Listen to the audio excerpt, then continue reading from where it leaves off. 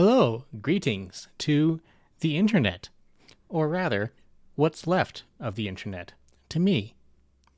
You see, I prune my online experience so heavily these days that, unless it has to do directly with the working class struggle, I don't even tend to hear about stuff anymore. For example, I never would have heard about this song if my Discord server hadn't become weirdly, sometimes toxically obsessed with it. Yes, getting right into it, I'm talking about Oliver Anthony's Rich Men North of Richmond. Now, I'm from Canada. I don't even know where Richmond is. There's a Richmond in British Columbia. I actually have family there, I think. But north of that is like trees and snow. So I guess there's a Richmond in the United States somewhere. Looking it up in Virginia, apparently. Who'd have thunk? I wonder what it's known for. I wonder if I should look that up too. It's I oh okay. So north of Richmond, therefore, would mean okay, got it. And this song appeared in the first Republican primary debate, which is happening over a year before the election for some reason. Okay. God, you Yanks are weird. All right, so this is a fascist artist writing for a fascist song for fascists. Cool and good. But hang on. I see people defending it. Decent people. Why are people defending it? Normally, I wouldn't really give a shit, but again, people were talking about it, arguing about it with bizarre intensity, so I had to at least become informed. The first thing I came across was this video by the most Democrat looking Democrat that ever wore a suit on YouTube, talking about Oliver Anthony's video of himself in a car, disparaging Republicans for using his song, and saying that his song is actually about them, that they are the rich men north of Richmond.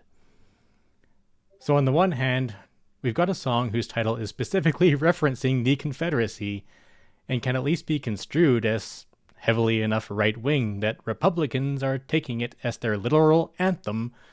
And on the other hand, we've got the artist himself saying that he wants nothing to do with them. Basically, all I know now is that the song is controversial, in the actual meaning of the word, meaning not that it's offensive, but that there's two sides to it. And that makes it interesting. So I guess that means I have to actually, listen to the song now, I guess. Hooray. Okay. I hate American folk music, so let's do this together. Analyze it, verse by verse. My hobby, after all, is reading far too deeply into things, so let's go.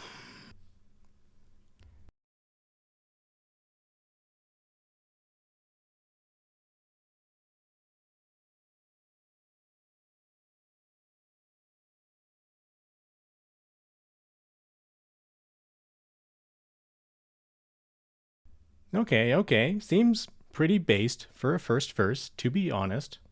One might mistake it for a Union song, especially with the whole American folk thing. Is this going to be a song about class consciousness?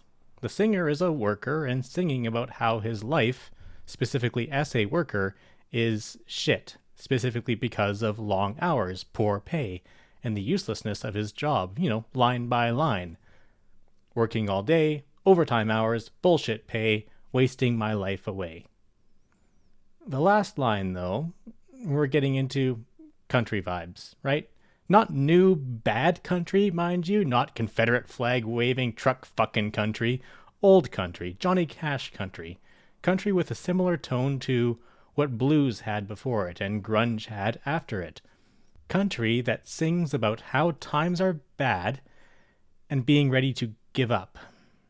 Drown my troubles away. Drinking is a far cry from organization and action. We're instead seeing a slip into something more akin to lumpenproletarianism. Perhaps a hint of what's to come?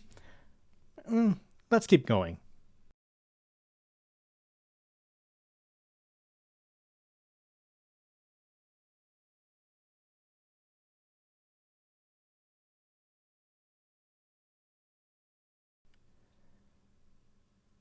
Kinda more of the same here.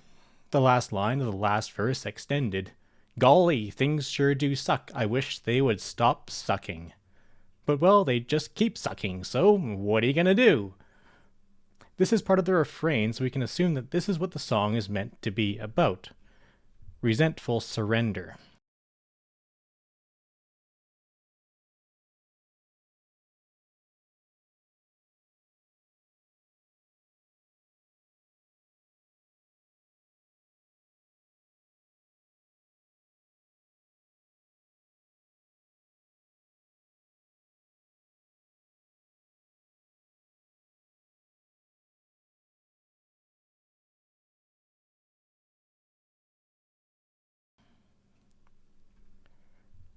Living in the new world with an old soul. Uh-oh. First line, out of the gate, already we're getting into some explicit reactionism.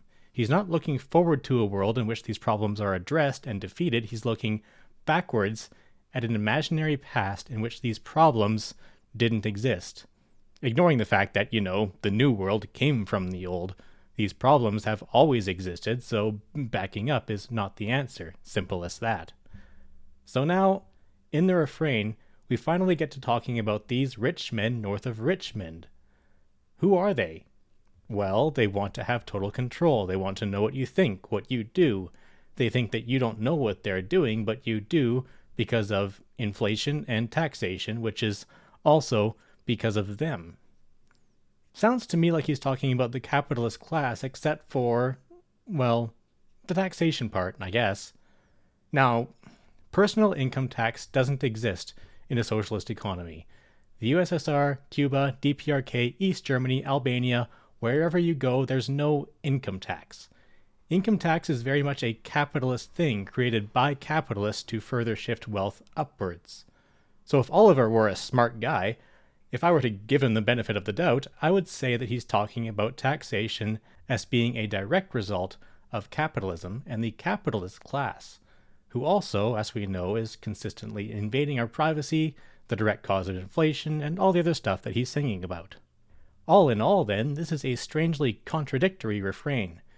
It opens up with reactionism, but then the rest of it could honestly be about how capitalism, in all of its own reactionism, is bad. So which is it, Oliver? What do you mean? Let's move along.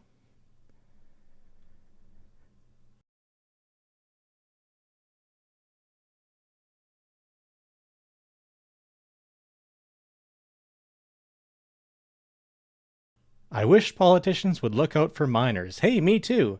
And not just minors on an island somewhere. This is kind of just a weird line to me. I'm not sure what to think of it. Like, I really doubt that Oliver actually means that he doesn't think the victims on Epstein's island shouldn't be looked out for, but that's kind of how it's worded. I'm going to just be generous and chalk this up to bad songwriting and quickly move along from that can of worms. All right. We got folks in the street, ain't got nothing to eat. Yeah, again, very astute. And clearly Oliver understands that this isn't because of capitalists. Oh no. God, if you're 5'3" and you're 300 pounds, taxes ought not to pay for your bags of fudge rounds. Oh, no. Young men are putting themselves 6 feet in the ground, 'cause all this damn country does is keep on kicking them down. Oliver, right now, it's you kicking them down. The capitalists have told you that the real problem isn't them. No, not them taking billions of dollars a week in government subsidies and tax breaks. The real problem, Oliver, is definitely those people who are taking $600 a month in welfare. And it's such a good thing, Oliver, that they have you to shame them into not taking those $600.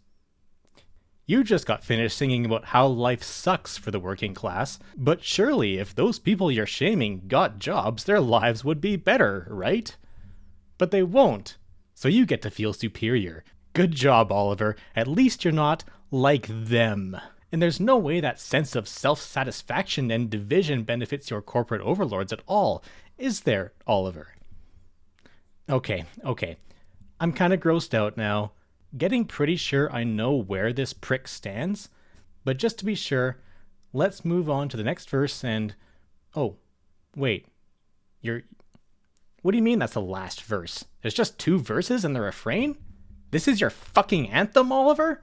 This is the extent of your self-expression of working class torment?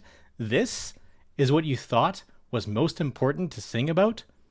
Not union busting, not hazardous work environments, not protected harassment, not workplace discrimination, not deindustrialization, not even wealth disparity. No, my pay sucks and my job sucks. And whose fault is it? It's poor people who are fat and on welfare.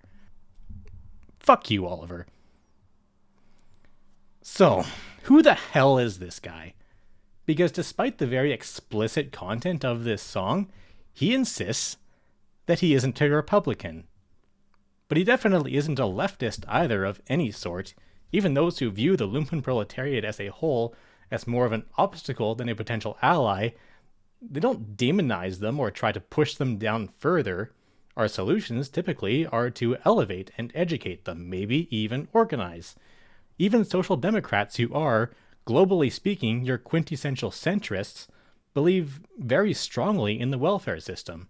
The only place on the spectrum that you see such disdain for welfare recipients is, well, the right wing. And even if you're not very smart and think it's better to view politics on multiple axes, you come up with the same solution: conservative, capitalist, right wing. The best way to think of politics is, of course, through the lens of class interests. Class is quite fluid. There's all kinds of working class bleeding into the petite bourgeoisie, bleeding into the lumpen proletariat, all of whom have different relations and overlap with the bourgeoisie. Doing some research into Oliver Anthony, he isn't exactly wealthy, or at least he wasn't. He probably is now. He's from an agricultural family, and he's just a guy with a guitar who happened to catch a break, I guess. However, it doesn't take a lot of probing to find indications that he's actually, maybe, possibly an industry plant. The author of this tweet is the CEO of Reach Digital. He goes on to say that John Rich of Big and Rich offered to produce his record while he paid for it, noting, "I just wanted to help. This is how we're going to change culture and the country." In short, he definitely didn't come across his success naturally. It wasn't, as some have said, because people resonated with his song. It's because it resonated with one person, who happened to be the CEO of a huge marketing company. So all told, Oliver is an example of a lumpen proletarian. He was underemployed, in debt, dealing with mental health, drug abuse, all the marks of a member of the new underclass. But he's a lumpen proletarian that has been taken under the wing of and funded by the bourgeoisie, the ruling capitalist class. He is, in short, the perfect example of the lumpen proletarian made into a paid agent of reactionary intrigue. And this perfectly explains his song. It is proletarian or lumpen proletarian in tone, but its message is explicitly anti-worker, pro-capitalist in the same way that American libertarianism always is. It's what has been called astroturfing, but really, it's the same thing that fascism has always done, always taking what seems tonally and symbolically like it might resonate with the working class population and appropriating it and twisting it to serve reactionary, capitalist, and ultimately fascist designs. The irony is, of course, that people like Oliver wind up fighting against their own people. In Oliver's case, singing about how his own class, or rather certain members, artificial sections of his own class, are human garbage. And then he's somehow surprised and upset when fascists seize upon that, finding that their own investment in him has paid off and use it to their own ends. This is just what it means when you say you're a libertarian, that you're for small government. The smallest government is, after all, an autocracy. while the largest possible government is a direct democracy. It's just another term, another symbol taken and twisted to mean its opposite. American libertarians are inherently traitors to their own class, and they shouldn't be surprised when that betrayal is brought into the limelight. So, Oliver, on the off chance that you're watching this, or if you are someone who identifies with and who thinks like Oliver does, I hope you'll put the effort into educating yourself and ironing out those contradictions in your ideas and getting on board with the real working class against the real enemy. The enemy who, whether he realizes it or not, Oliver Anthony is singing the song of. Richmond north of Playa del Carmen. All for $1 that ain't shit.